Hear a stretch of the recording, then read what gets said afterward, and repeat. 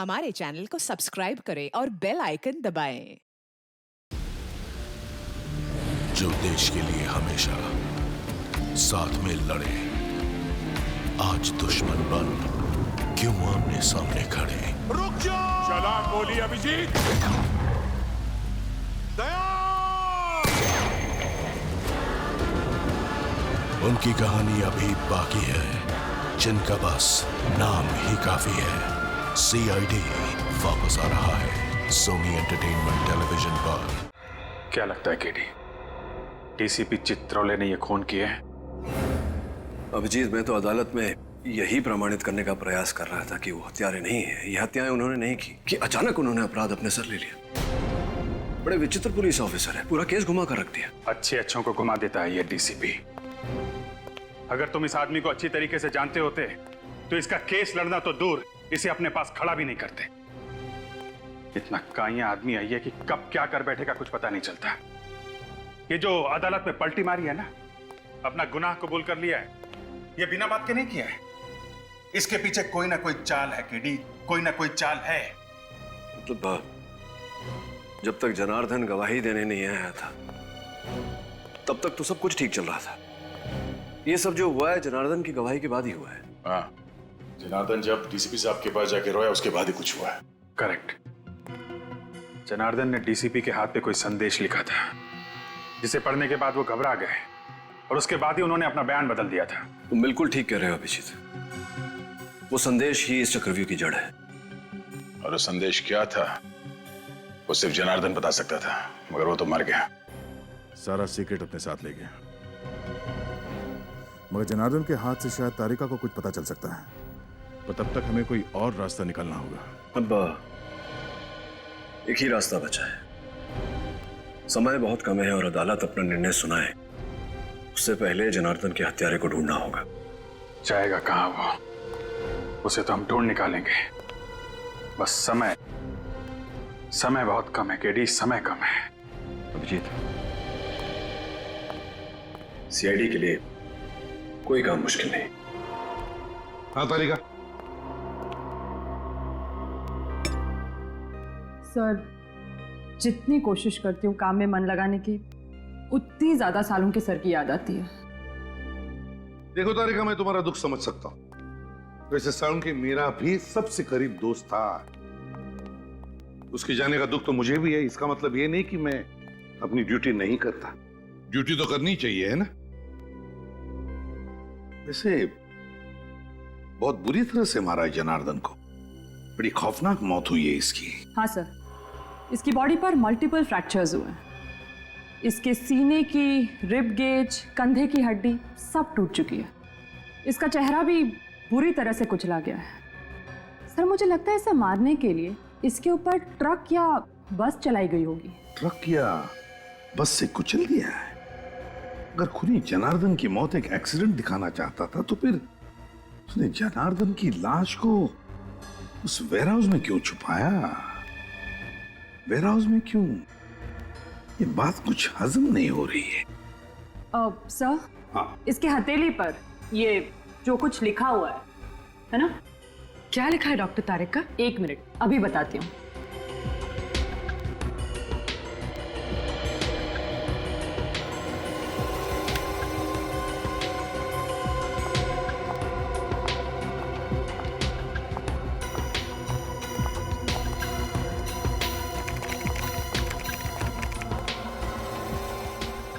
अपराधी बनोगे या खूनी, जुर्म मान लो वरना शहर में 4 बॉम्ब फटेंगे। अपराधी बनोगे या खूनी, जुर्म मान लो वरना शहर में 4 बॉम्ब फटेंगे। जुर्म मान लो वरना शहर में 4 बॉम्ब फटेंगे। माय गॉड, तो ये बात है। इसीलिए DCP चित्रोले ने जुर्म कबूल कर लिया, इसी धमकी की वजह से। लेकिन सर, अब हम चारों बम तक पहुंचेंगे कैसे? निखिल, जनार्दन की लाश खूनी ने उस वेयरहाउस में छुपा दी। उसी वेयरहाउस में क्यों? कोई ना कोई तो वजह होगी जनार्दन की लाश को उस वेयर हाउस में छुपाने की।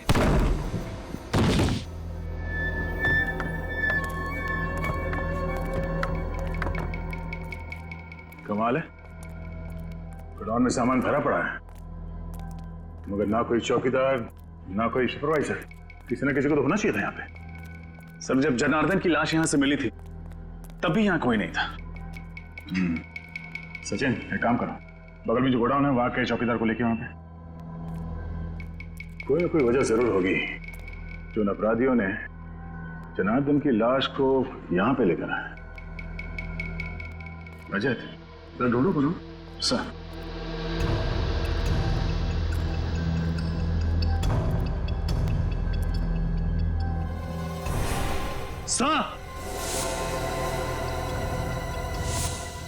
हाँ रजत, सर ये देखिए। सर, जरूर यहां पर कुछ डब्बे रखे हुए थे जो हाल ही में यहां से शिफ्ट किए गए। क्या होगा उन डिब्बों में? तो चेक करो।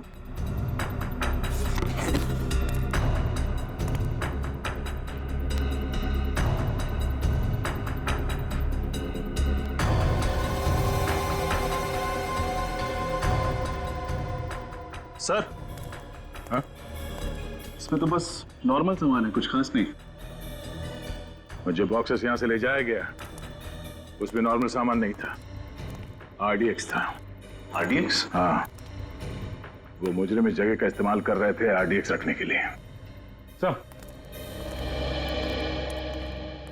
तेरे चंद्रकांत सामने वाले गोडाउन का वॉचमैन। यहाँ गोडाउन में कोई चौकीदार या सुपरवाइजर नहीं है क्या? एक सुपरवाइजर है सर, पर वो कल से आए नहीं है। क्या नाम है उसका? सर, उनका नाम मनोज है। कहाँ रहता है? सर, विद्याधर नगर। देखते ही ये चौकीदार गोडाउन छोड़ के अपने घर पे क्या कर रहा है। क्या 2 दिन से मनोज जी घर पे नहीं आए? नहीं, चिंता से तो मेरी जान ही निकली जा रही है। पता नहीं वो किस हाल में होंगे, ठीक भी होंगे या नहीं, आप हौसला रखिए, आपके पति जल्द ही घर वापस आ जाएंगे। अच्छा, आप ये बताइए, क्या वो किसी जनार्दन नाम के आदमी को जानते थे? जनार्दन? नहीं तो, ये नाम तो उनके मुंह से कभी सुना ही नहीं। ये जनार्दन है, शायद आपने इसे कभी देखा हो। ये जनार्दन है? हाँ, आप इसे जानती हैं? हाँ, पिछले हफ्ते ये आदमी हमारे घर के सामने फोटो ले रहा था। फोटोज? किसकी? पता नहीं, मनोज पूछने गए तो कहने लगा कि मैं फ्रीलांस फोटोग्राफर हूँ और शौक के लिए गली मोहल्लों के फोटो निकाल रहा हूँ। सर, मुझे तो लगता है कि ये जनार्दन मनोज के घर की जासूसी कर रहा था।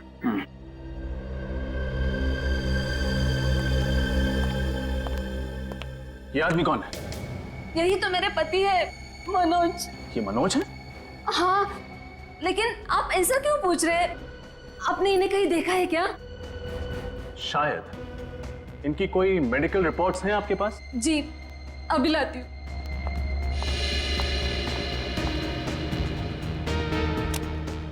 इस फोटो में जो आदमी है, अगर ये मनोज है तो फिर वो डीसीपी साहब के घर पे साळुंखे की लाश। साळुंखे की लाश डीसीपी साहब के घर पर कैसे? साळुंखे, डीसीपी, ये मनोज और साळुंखे। माय गॉड, अब पता चला रजत क्यों चौंक गया था मनोज का फोटो देखकर। ये मनोज और साळुंखे एक ही कद के, एक ही रंग के हैं। ये देखो। फिर मतलब जनार्दन कहीं इसलिए तो मनोज की जासूसी नहीं कर रहा था ताकि साड़ू के सर की जगह मनोज को। हाँ पूर्वी, ऐसा ही हुआ है, ऐसा ही हुआ है। किडनैपर्स ने सिर्फ मनोज का इस्तेमाल नहीं किया, बल्कि उसे किडनैप करने के बाद उसके वेयरहाउस में आरडीएक्स रखना शुरू कर दिया। आरडीएक्स रखना तो कहीं ऐसा तो नहीं है कि मनोज को किडनैप करने के बाद उसका खात्मा कर दिया, मनोज को मार दिया, तो फिर अगर मनोज को मार दिया तो क्या साळुंखे जिंदा है? हाँ, जरूर साळुंखे अभी भी जिंदा है। और सब इसका डीएनए, उंगलियों के निशान सब डॉक्टर साळुंखे से मैच करते हैं।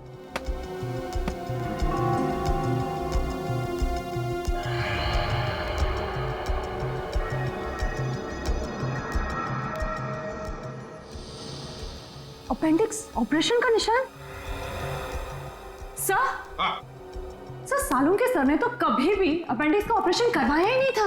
हाँ तो इसका हुआ है मनोज का, वो भी 1 महीने पहले। ये देखिए रिपोर्ट्स में साफ लिखा है। और तुम्हें इसके शरीर पर अपेंडिक्स के ऑपरेशन का निशान मिला है ना? हाँ सर, बिल्कुल क्लियरली।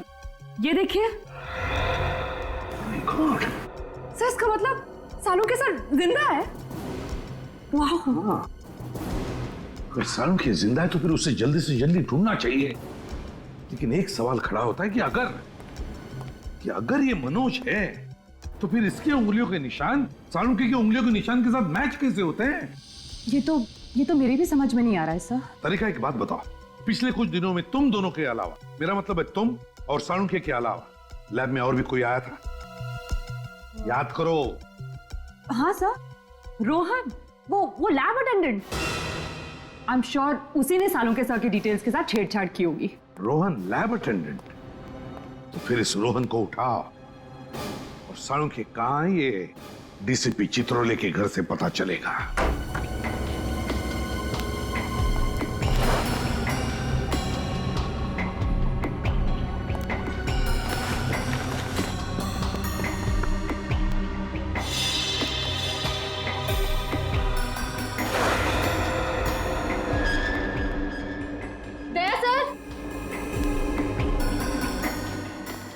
आशा? सर खिड़की का कांच टूटा हुआ है, मुजरिम यहीं से अंदर आया होगा। अगर खूनी कांच तोड़ के अंदर आया है तो अलार्म सिस्टम क्यों नहीं बजा? उस दिन भी जब हम दरवाजा तोड़ के अंदर आए तो कोई अलार्म सिस्टम नहीं बजा। इसका मतलब है खूनी ने अलार्म सिस्टम बंद करके रखा है। सर,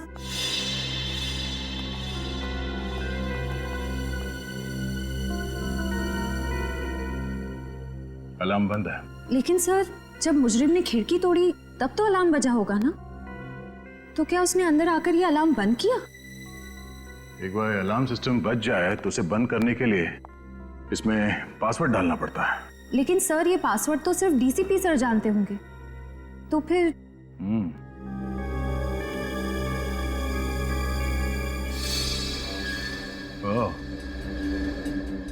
डीसीपी के अलावा ये कैमरा भी जानता होगा वो कोड।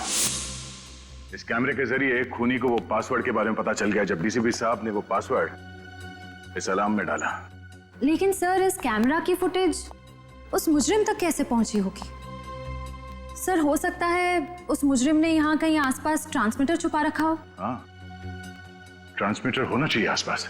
तो खिड़कियों के आसपास देखो। Yes sir.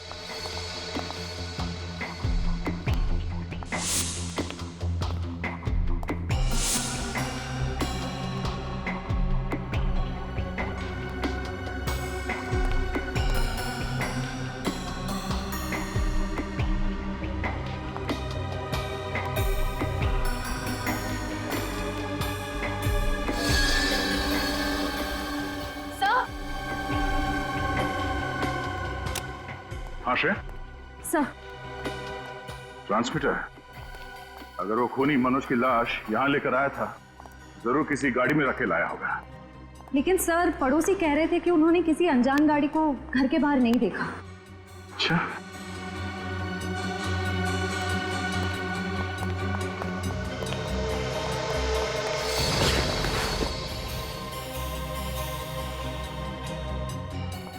इस न्यूज़पेपर वाले ने जरूर कुछ देखा होगा। देखा, रोहन घर पे है ही नहीं। हर गड़बड़ वाले आदमी के घर के बाहर ताला ही लगा रहता है। हाँ, सीआईडी तो आदी हो चुकी है ताले तोड़ने के।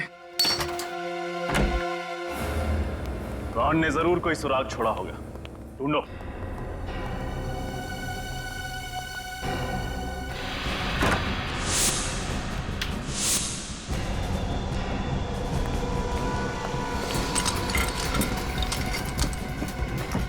सचिन, फ्रेडे!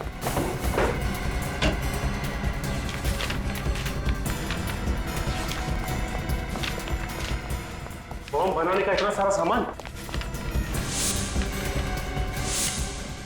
मतलब रोहन ने लैब में हमारे कंप्यूटर के साथ छेड़छाड़ नहीं की, बल्कि उसने अपराधियों की मदद की है बॉम्ब बनाने में। हाँ, और ये बॉम्ब बहुत ताकतवर है। ये देखो, आरडीएक्स का इस्तेमाल किया गया इन्हें बनाने में। मुझे तो बड़ी घबराहट हो रही है। अगर जल्द से जल्द रोहन को पकड़ा नहीं गया तो न जाने कितने मासूम लोग इस बम का शिकार हो जाएंगे। सब कुछ नहीं होगा फ्रेड, रोहन को हम जरूर पकड़ेंगे और बॉम्ब्स मिलने के पहले पकड़ेंगे।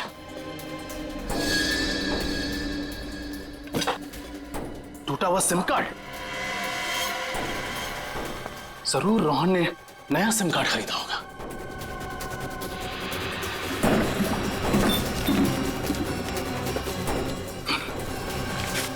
दुकान की पर्ची, इसका मतलब है रोहन ने जरूर नया नंबर इसी दुकान से खरीदा होगा। Vikram mobile and communications, bungalow number 32, Kailash road, civil lines. वहां अखबार आप ही डालते हो ना? जी हाँ सर, वो तो डीसीपी चित्रोले साहब का घर है ना? हाँ हाँ, चित्रोले साहब का घर है। घर के बाहर उनकी गाड़ी खड़ी थी क्या? सिल्वर रंग की वो लेस्कोटना गाड़ी? हाँ वही कार। नहीं साहब, उनकी गाड़ी वहां नहीं खड़ी थी और घर पर ताला लगा हुआ था, इसलिए मैं पेपर बाहर डाल के चला गया था। अच्छा, किसी और की गाड़ी खड़ी थी उनके घर के बाहर? हाँ साहब, घर के बाहर 2 गाड़ियां खड़ी थी। एक ब्लैक कलर की थी एल्सो ब्रांड की, और दूसरी थी व्हाइट कलर की वैन। दया, ब्लैक कलर की एल्सॉप गाड़ी तो साळुंखे की भी है, और ये सफेद रंग की वैन किसकी हो सकती है? आपने उस वैन का नंबर देखा था? सर नंबर तो नहीं देखा, लेकिन उसके पीछे कुछ शेर का स्टिकर लगा हुआ था। सर अगर ये शेर का स्टिकर किसी कंपनी का लोगो होगा तो हम इसके बारे में नेट से पता कर सकते हैं। हाँ तो फिर करो, जल्दी करो, देखो।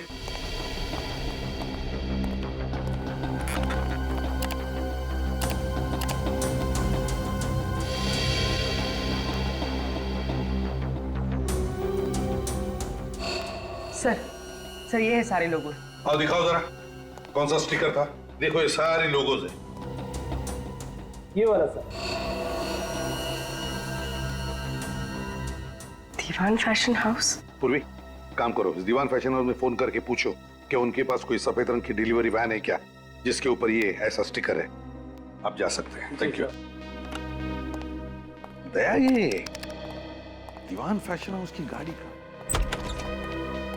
ऐसी गाड़ी उनके पास क्या कर रही थी? सर, हाँ सर, उस रोहन का नया मोबाइल नंबर पता चल गया। गुड। कहां पर ट्रेस हुआ? सर उसका फोन मालवीय नगर में ट्रेस हुआ है सर। सर जीपीएस के हिसाब से रोहन का फोन एक जगह पे रुका नहीं है, बल्कि एक जगह से दूसरे जगह पे मूव कर रहा है सर। मालवीय नगर। हेलो दीवान फैशन हाउस, हाँ मैं सीआईडी से इंस्पेक्टर पूर्वी बोल रही हूँ। आपके पास कोई सफेद कलर की डिलीवरी वैन है?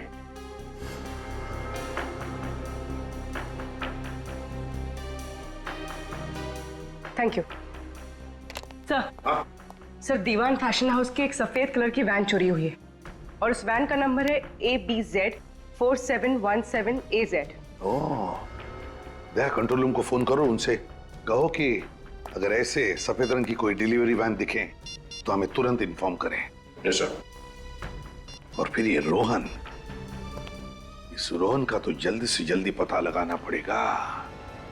शायद ये सारे बॉम्ब्स उसी के पास है।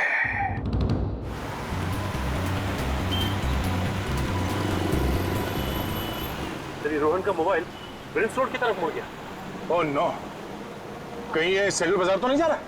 सर वो इलाका तो काफी भीड़ भाड़ वाला है, अगर वहां पे बॉम्ब फट गया तो तबाही मच जाएगी। ऐसा कुछ नहीं होगा सचिन, इसके गंदे इरादे को कामयाब होने नहीं देंगे।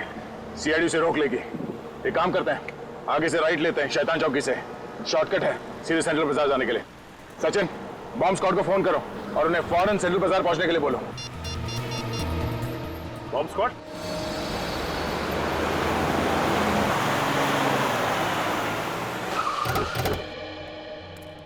यहीं से आ रहा है? हाँ सर, सिग्नल तो यही बता रहा है सर। कहाँ पर? यहाँ से सामने।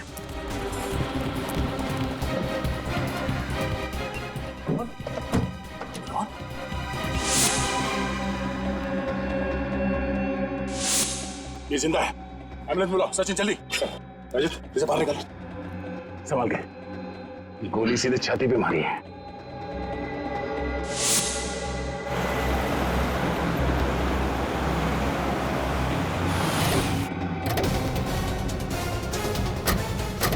देखो यहाँ पर गाड़ियां हैं, हो सकता है दीवान फैशन हाउस की गाड़ी इसी में हो। देखना जरा, चौकन्ना रहना। सर वो रह गए। हाँ संभाल के।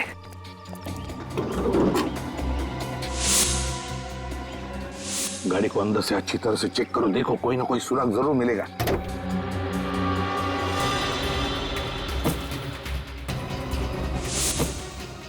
सर हाँ क्या हुआ? लाश। इसके कपड़ों से तो लगता है ये इसी वैन का ड्राइवर है। सर लगता है ये मुजरिम उन सभी लोगों को मार रहा है जिन्होंने उसका साथ दिया। हाँ पूर्वी, इसीलिए तो रोहन को भी गोली मारी उसने। सर इसकी जेब में कोई आईडी तो नहीं, बस ये मोबाइल फोन है। दीवान फैशन हाउस का नंबर है, लेकिन कांटेक्ट नंबर नहीं है।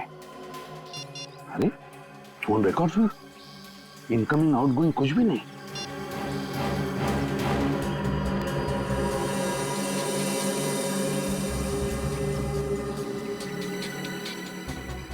यार ये सारुंगी का पेन है।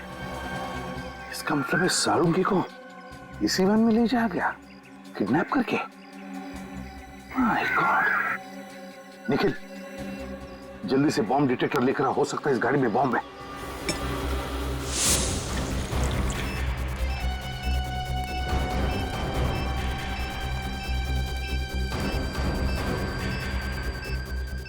गाड़ी के नीचे भी नहीं, गाड़ी के अंदर भी नहीं है, तो फिर कहां है? सिग्नल तो आ रहा है, सिग्नल बढ़ते जा रहा है। इनके आसपास से आवाज आ रही।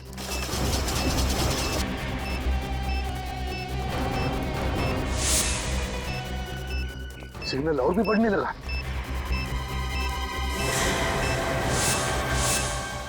ये बैग निकल घोड़े से।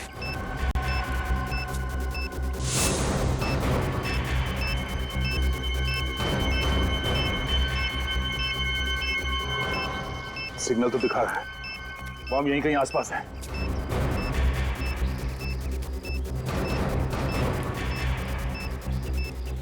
बॉम्ब इसी बैग में है। लोगों को हटाओ यहाँ से। खाली करो जगह को। सब लोग पीछे। भाई साहब इधर सीआईडी इन्वेस्टिगेशन चल रहा है, आपकी जान को खतरा है। चलिए बाहर बाहर प्लीज। एक्सक्यूज मी, आप लोग भी चलिए प्लीज, आपकी जान को खतरा है। चलिए प्लीज प्लीज जाइए। इसी में बॉम्ब है, इसी में। ब्रीफ केस आपकी है? No sir. आप दोनों में से किसी की है? नहीं सर, काफी देर से यहाँ पे पड़ा है। आप में से किसी की ब्रीफ केस है या किसी ने छोड़ी है इधर?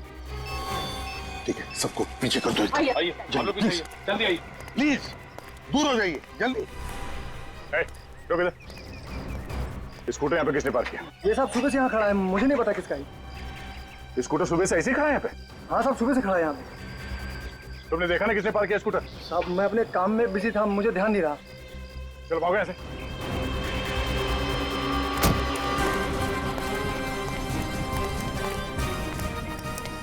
विकी सर, बॉम्ब से राइट से। विकी बहुत क्रिटिकल सिचुएशन है, हमारे पास टाइम बहुत कम है। इस बैग में बॉम्ब है, जल्दी से डिफ्यूज करो उसे। लेकिन सर इस ब्रीफकेस के कोड तो लॉक है। नंबर लॉक खोल कर देखते हैं, खुलता है क्या?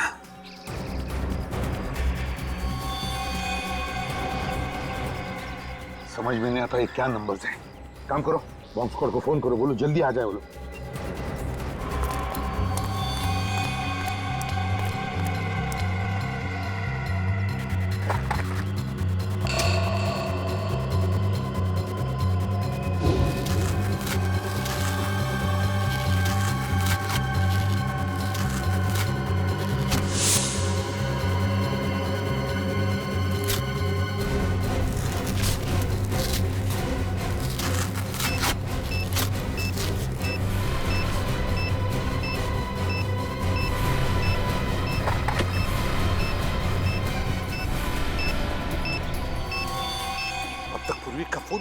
तो मैंने बॉम्ब स्क्वाड वाले से बात की, वो कह रहे कि आधा घंटा और लगेगा होने में। और आधा घंटा? देखिए आधा घंटा बहुत लेट हो जाएगा। बताइए बॉम्ब डिफ्यूज कैसे करना है? हाँ, मैं एसीपी प्रद्युम्न बोल रहा हूँ। एक मिनट, स्पीकर फोन ऑन करो, जल्दी।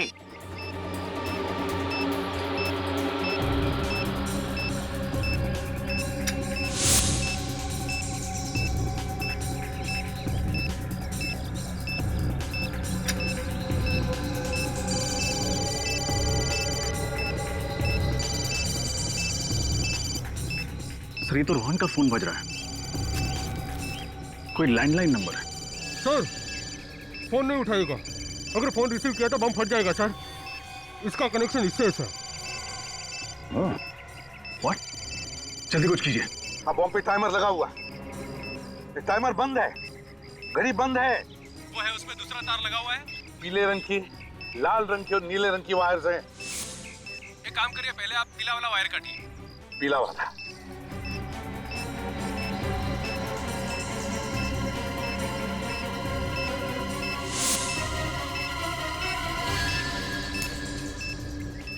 देखिए, पीली वायर कट चुकी है।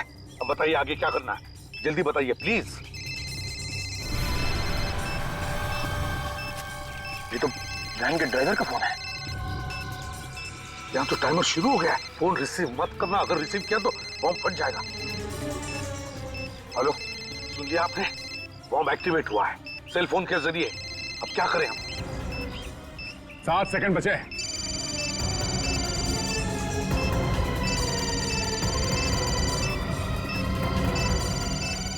जल्दी करो विकी, सिर्फ 3 सेकंड बचा है विकी, जल्दी करो।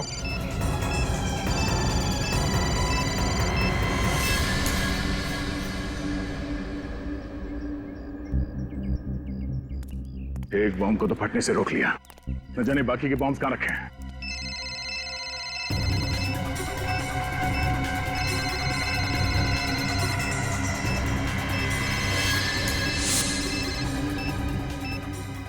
हेलो, लाल वाला काट दिया। अब देखो, सिर्फ 30 सेकंड बचे। जल्दी बताइए क्या करना है। आप लोग भाग जाइए वहां से, हट जाइए पीछे। माय फटने गॉड, वाला है।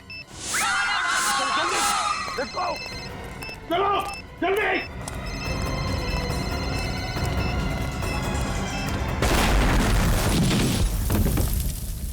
रोहन का होश में आना हमारे लिए बहुत जरूरी है। वही बता सकता है वो बाकी 2 बॉम्ब्स कहां पर फिट किए गए हैं। सर, उस लैंडलाइन नंबर का पता चल गया जिससे उन बॉम्ब्स का टाइमर चालू किया गया था। किसका नंबर है? सर, एक पीसीओ है प्रीतमपुर इलाके में। मैंने पीसीओ के मालिक से पूछताछ की, लेकिन उसे तो बॉम्ब्स के बारे में कुछ भी नहीं पता। उसे भी कुछ नहीं पता? या तो रोहन बेहोश है, फिर प्रीतमपुर के पीसीओ वाले को बॉम्ब्स के बारे में कुछ पता नहीं, तो फिर ऐसी कौन सी कड़ी है जो हमें उन बॉम्ब्स तक पहुंचा सकती है? सर, शायद डॉक्टर सालुंखे हमें कुछ बता सके।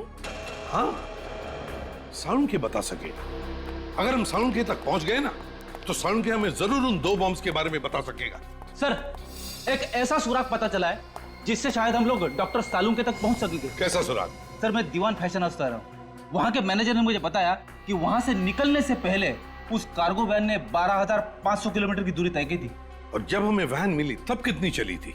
Sir, 12,550 kilometre. मतलब वैन फैशन हाउस से निकलने के बाद 50 किलोमीटर चली थी। और सर, ये वैन हमें जहां पर मिली है वहां से फैशन हाउस की दूरी लगभग 30 किलोमीटर है। तो मतलब वैन 20 किलोमीटर ज्यादा चली है। तो इसका मतलब है जहां पर वैन मिली थी वहां से 10 किलोमीटर के दायरे में ही सालुंखे को कहीं पर बंदी करके रखा है। और ये जगह जरूर किसी बीच के आसपास है, क्योंकि वैन के टायर से और ड्राइवर के जूते से हमें रेत मिली है। जरा मैप दिखाओ। Yes sir.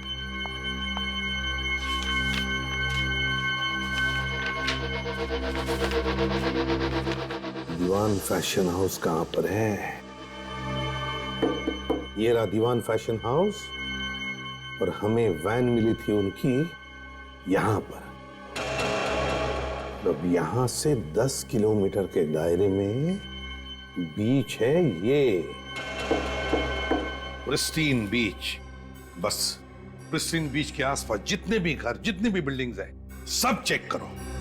सालुंखे को वहीं पर कहीं बंदी करके रखा होगा। हाँ डॉक्टर साहब, रोहन को होश आ गया? Wonderful news. हाँ डॉक्टर साहब, तबीयत कैसी है इसकी? अब डरने की कोई बात नहीं, वो खतरे से बिल्कुल बाहर है। Now is absolutely fine. तुम्हारे बॉम्ब्स लगाने की वजह से पूरे 40 लोगों की जानें चली गई। ये तो अच्छा हुआ कि हम लोग वहां पे वक्त पे पहुंच गए, वरना मरने वालों की तादाद सैकड़ों में होती, समझे? मुझे माफ कर दीजिए सर, उन लोगों ने मेरी माँ को किडनैप कर रखा है प्रीतमपुर में, इसलिए उन लोगों की बात मानने के अलावा मेरे पास कोई दूसरा रास्ता नहीं था सर। मैंने जो कुछ भी किया सर, उसके लिए मैं वाकई बहुत शर्मिंदा हूँ सर। अभी नाटक बंद कर, चुपचाप ये बता कि बाकी बॉम्ब्स कहाँ रखे हुए हैं। एक तो ट्वाइलाइट स्कूल में और दूसरा बंदी पार्क में। क्या? बच्चों के स्कूल में? तुम मासूम बच्चों की जान लेना चाहते हो? ये बताओ कि कौन सा आतंकवादी संगठन है? मैं नहीं जानता सर। उन लोगों के चेहरे तो देखे होंगे तुमने, उनका स्केच बनवा सकते हो? नहीं सर, उन लोगों ने मास्क पहना हुआ था सर, और काम होने के बाद मुझे गोली मार दी सर। चलो बॉम्ब्स को फटने से रोकना। सर उन लोगों ने डॉक्टर सालुंके को भी किडनैप कर रखा है। क्या? सालुंके साहब को? सालुंके साहब को कहाँ रखा गया? तुम्हें मालूम है? नहीं सर, पर वो लोग इतना कह रहे थे कि जब तक उन्हें वो चीज मिल नहीं जाती तब तक वो सालुंके को मार भी नहीं सकते। चलो एक तो अच्छी खबर दी तुमने, इसका मतलब डॉक्टर सालुंके जिंदा है।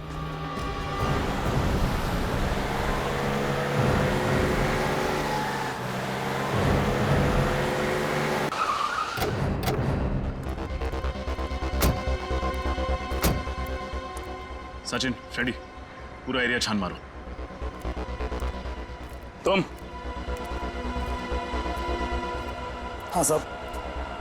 एक बात बताओ, किसी अनजान आदमी को तुमने स्कूल के आसपास कहीं देखा? नहीं साहब।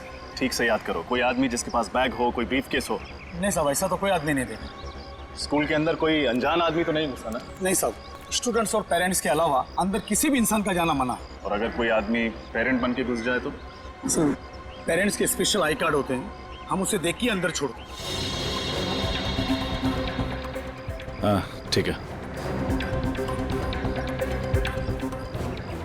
ये स्कूटर किसका है? नहीं पता साहब। पागल हो क्या? पूछ रहा हूं मैं इतनी देर से।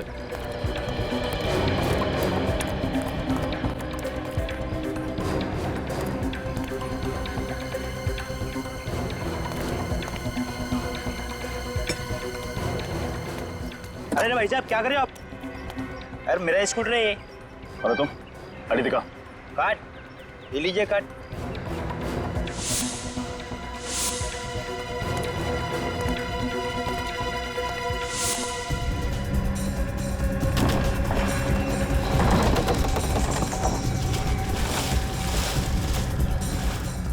सर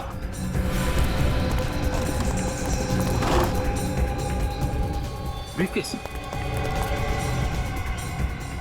बिल्कुल ऐसा ही ब्रीफकेस तो MI रोड पर था। फ्रेडी, बॉम्ब स्क्वाड को फोन लगा।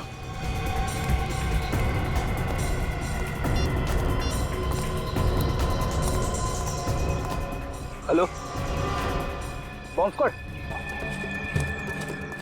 हाँ सर, बॉम्ब डिफ्यूज हो गया सर। Thank God. हाँ हाँ सर, हम लोग पार्क पे पहुंच गए sir. Okay sir. Sachin, Rajat, park खाली करो जल्दी, बॉम्ब ढूंढो। चलिए आप लोग यहाँ से बाहर जाइए, पार्क से बाहर जाइए जल्दी। बंटी आप लोग भी प्लीज, CID इन्वेस्टिगेशन चल रही है, प्लीज जगह खाली कीजिए। खाली कीजिए, खाली कीजिए, पार्क खाली कीजिए, जल्दी जल्दी प्लीज।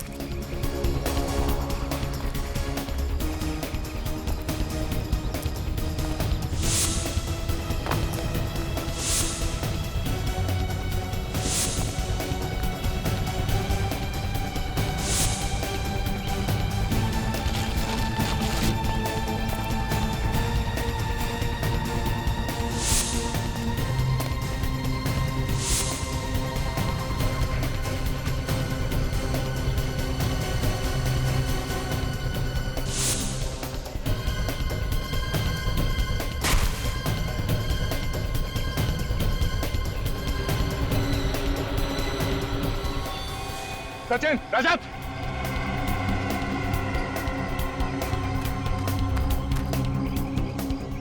ब्रीफकेस, शायद इसी में बॉम्ब है। बॉम्ब स्क्वाड को फोन करो जल्दी।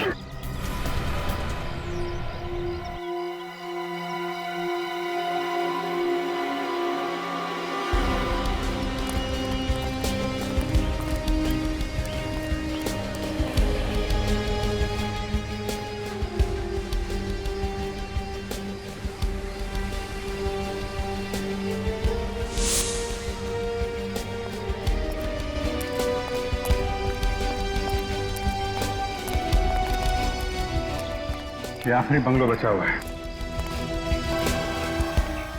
टायर मार्क्स देखा था?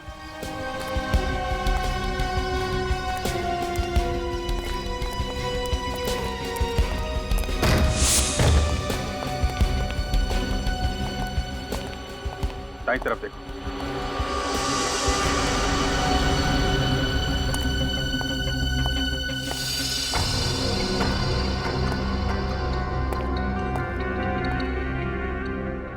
खून?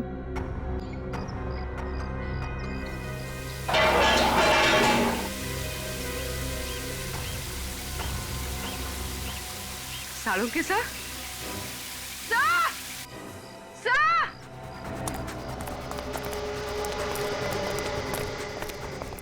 क्या हुआ पूर्वी? सर ये देखिए। Oh my God! डॉक्टर साहब! डॉक्टर साहब!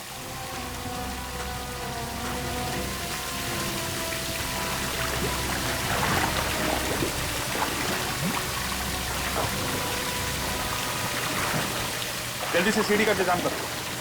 पानी बंद करो।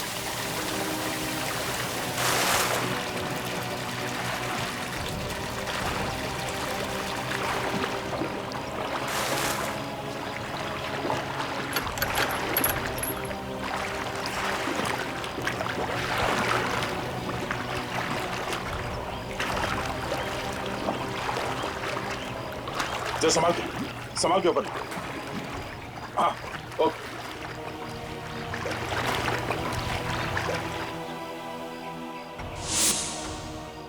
डॉक्टर साहब, पूर्वी, जल्दी हॉस्पिटल में फोन करो।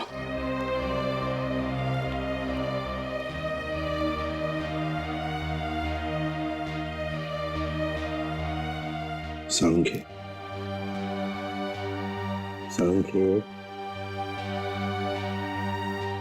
अबे तू तो जिंदा है। कहा था ना मैंने, इतनी जल्दी शहीद नहीं होने दूंगा मैं तुझे। बचा लिया, समझे? बचा लिया। अबे हंसता क्या है? बोल सकता है क्या? चलो कोई बात नहीं, लिख के बता क्या क्या जानता है उस मुजरिम के बारे में।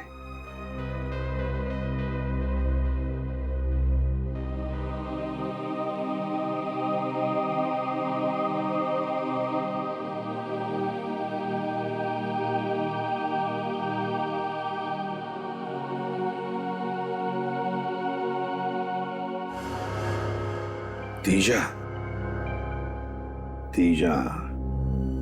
डीसीपी सर का पुराना दुश्मन। रजत, इस तीजा की कुंडली निकालो। सर, ये देखिए, आज से 10 साल पहले डीसीपी साहब ने इस तीजा को जेल की चक्की पिसवाई थी। पूरे गैंग का सर्वनाश कर दिया था। और अब जेल से छूटने के बाद इसने अपने काले कारनामे फिर से शुरू कर दिए। नई गैंग भी बना दी इसने। इतना ही नहीं सर, डीसीपी साहब से बदला लेने के लिए उसने इतनी बड़ी साजिश रची। हाँ सर, और सालुंके साहब की भी क्या हालत कर दी इस तेजा ने। एक एक गुनाह की कीमत चुकानी पड़ेगी इस तेजा को, एक एक गुनाह की। सालुंके बता रहा था ना कि जहां पर उसे बंद करके रखा था वहां पर उसने इंडस्ट्रियल सायरन की आवाज सुनी थी। हाँ सर, उन्होंने ये भी बताया था कि डीसीपी साहब के घर से वहां तक पहुंचने में तकरीबन आधा घंटा लगता है। एक मिनट, डीसीपी साहब के घर से आधे घंटे की दूरी पर तो सिर्फ एक ही इंडस्ट्रियल एरिया है, Narayani industrial area. Narayani industrial area? तो फिर इस तेजा के गुनाहों का महल इस नारायणी इंडस्ट्रियल एरिया में ही है।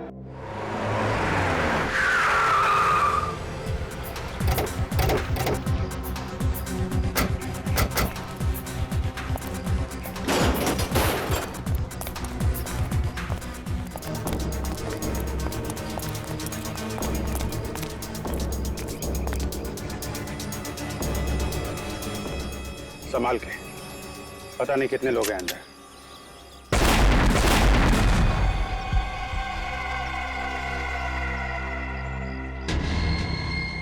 माय गॉड, माइंस बिछा रखे हैं यहाँ पे तो। पहले इन माइंस को खत्म करना पड़ेगा।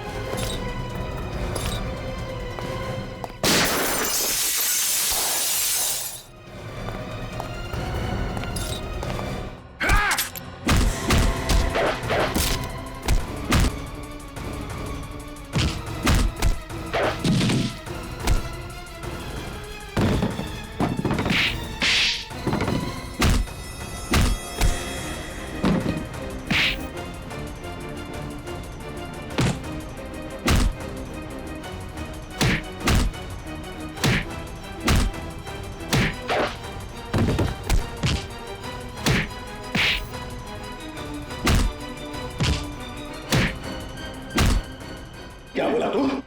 अभिजीत का कंकाल बनाएगा तू? हाँ? हलवा है क्या? छोड़ दो मुझे, जाने दे। पहले दर्शन तो कर ले अदालत का। 6 साल पहले मुझे सालुंके की गवाही और डीसीपी चित्रोले की सलाह पर मुझे इस शहर से तड़ीपार कर दिया गया था, अपने परिवार से दूर, अपने धंधे से दूर। इन 6 सालों में मैंने 6 जन्म का नर्क भोगा है जज साहब। तब मैंने इरादा किया कि जिस दिन भी मैं मुंबई लौटूंगा, सालुंके और डीसीपी चित्रोले से अपने 6 साल का बदला 6 गुना ज्यादा लूंगा, मौत से भी बदतर सजा दूंगा इनको। तब मैंने ये प्लान रचा, रोहित का खून इस तरीके से किया कि देखने वालों को लगे कि उसकी मौत डीसीपी के हाथों हुई है।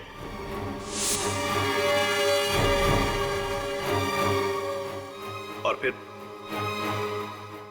फिर जब सालुंके डीसीपी के घर पर पहुंचा तो उसके निकलते मैंने उसे भी अगवा कर दिया।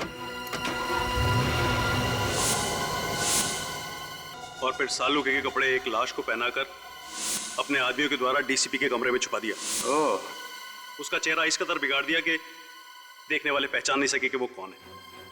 और फोरेंसिक्स की वो रिपोर्ट जो कहती थी कि वो मृत शरीर डॉक्टर सालुंके की है, वो भी स्पष्ट है कि आप ही ने बदल पाए। जी हाँ, ये काम भी मेरे आदमी ने किया। कंप्यूटर टेक्नीशियन के भेस में जाकर बड़ी चालाकी से उसने सालुंके के डेंटल, डीएनए और ब्लड रिकॉर्ड्स उस लाश के रिकॉर्ड्स के साथ में बदल दिए। राइट। और छोटू चाय वाला और ड्राइवर जनार्दन, ये भी आप ही के आदमी थे? जी हाँ, वो सब भी मेरे आदमी थे। मैं डीसीपी चित्रोले की बाकी की जिंदगी सलाखों के पीछे देखना चाहता था और सालुंके को अपने पास में कैद रख करके घुट-घुट करके मौत देना चाहता था, लेकिन तुमने और सीआईडी ने मिलकर के सब बर्बाद कर दिया। Sorry about that. One who lives by the gun dies by the gun. Teja, जो व्यक्ति बर्बादी को पालता है, उसका अंत भी बर्बादी ही होती है। The defense finally rests your hand. ये अदालत मुजरिम तेजा को अंडरकवर ऑफिसर रोहित और ड्राइवर जनार्दन के कत्ल के जुर्म में दोषी पाते हुए दफा 302 के तहत उम्र कैद की सजा सुनाती है और डीसीपी चित्रोले को इस केस से बाइज्जत बरी करती है। The case is closed.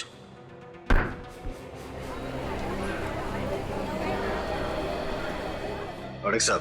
जी जसवाल साहब। अक्सर जब मैं हारता हूं तो नाराज होता हूं, लेकिन आज खुश हूं। देश को बचाया आपने। देश को बचाने का श्रेय आपको जाता है जसवाल साहब। हाँ, वो लंदन का टेलीफोन नंबर आप ढूंढने नहीं गए होते तो। Smart you. See you. अरे डीसीपी साहब, पुराना माना तो एक बात कहूं? नहीं नहीं, पता चला है सीआईडी से कि आप बड़े ही नटखट हैं। हमेशा सीआईडी में कुछ न कुछ करते रहते हैं। डीसीपी साहब, अब तो सुधर जाइए। केडी, तुम हो ना, अगर कुछ करूंगा भी तो बचा लेना। लो कर लो बात। मुझे तो लगा था सर इस बार डीसीपी चित्रोले भाई टाटा हो गया। अरे बड़ी अजीब गजब की किस्मत है उनकी, हर बार बच निकलते हैं। मैंने तो सबूत भी ढूंढ लिया था उनके खिलाफ, लाश पर से वो बाल। हाँ, वो सफेद बाल जो आजकल काला है, काला। अरे सर वो फेमस डीसीपी चित्रोले बाल। मैं तो कहता हूँ उस बाल की वजह से डीसीपी साहब कम से कम 10 साल के लिए अंदर चले जाते। 10 साल के बगैर उस बाल ने उस बाल ने डीसीपी साहब की इज्जत बचा ली, मालूम है? अरे मैं तो बोलता हूँ कि ये बाल फोरेंसिक लैब में रखना चाहिए ताकि सारे स्टूडेंट देख सके। अरे क्या बात कर रहे हैं सर, डीसीपी साहब का बाल लैब में? अरे उनका बाल तो सर म्यूजियम में रखना चाहिए। अरे अभिजीत, मैं ये कह रहा हूँ कि देखो अगर वो बाल म्यूजियम में रखोगे तो सारे स्टूडेंट्स को याद दिलाता रहेगा कि डिटेक्शन कैसे किया जाता है। डिटेक्शन कैसे किया जाता है? डीसीपी साहब ने डिटेक्शन कैसे किया? सर कैसी बातें कर रहे हैं सर, डीसीपी और डिटेक्शन। सर उनके नाक के नीचे हाथ नहीं पड़ जाएगा ना तो भी उन्हें पता नहीं चलेगा। ऐसा ये निखिल बता रहा था सर। मैंने सिर्फ बोला कि ऐसी बातें मुंह से निकालने से पहले 10 बार सोच लिया कर, मगर सर बोला कुछ नहीं दिखता। अरे ये बात निकल गया, ये रजत भी बोलेगा, हाथी नहीं दिखता उनको। हाँ सर, ये मैंने भी सुना है कि डीसीपी चित्रोले हाथी देख ले तो हाथी खुद बोलेगा कि डीसीपी चित्रोले से बढ़िया इन्वेस्टिगेटर कोई है ही नहीं। अरे यार ये क्या बात करने लगा यार अभिजीत। ये गलत है, हाथी घोड़ा सब गलत है। अरे क्या इसमें क्या गलत है यार? अभिजीत जो बात गलत है वो गलत है। अरे क्या गलत है?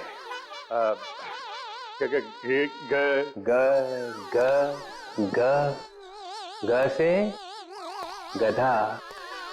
ग से गलत है सर। मुझे हाथी घोड़ा दिखाई नहीं पड़ता है। सर मैं तो आपकी टीम में हूँ सर। क्या? नहीं सर, आपकी टीम में हूँ। धोबी का कुत्ता, ना घर का ना घाट का। नहीं सर, वो तो हमने तो आपको बचाने के लिए एड़ी चोटी का जोर लगा दिया सर, दिन रात डिटेक्शन किया, वो सुराग ढूंढ के निकाला सर। वो बाल नहीं सर, वो निकाला सर, वो हाथी।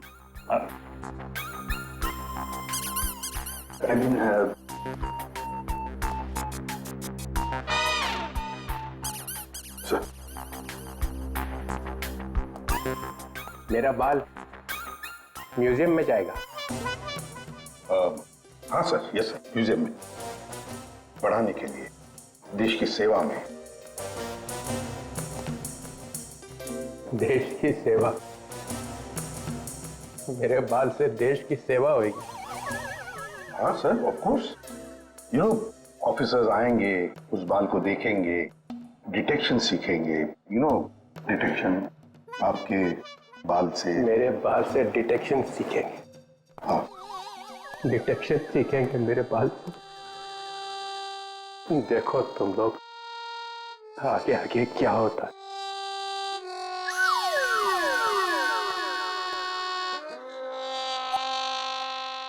जाते जाते भी टेंशन दे गया है।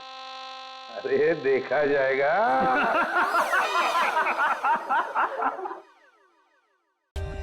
For more updates, subscribe to our channel, click the show links and enjoy watching the videos.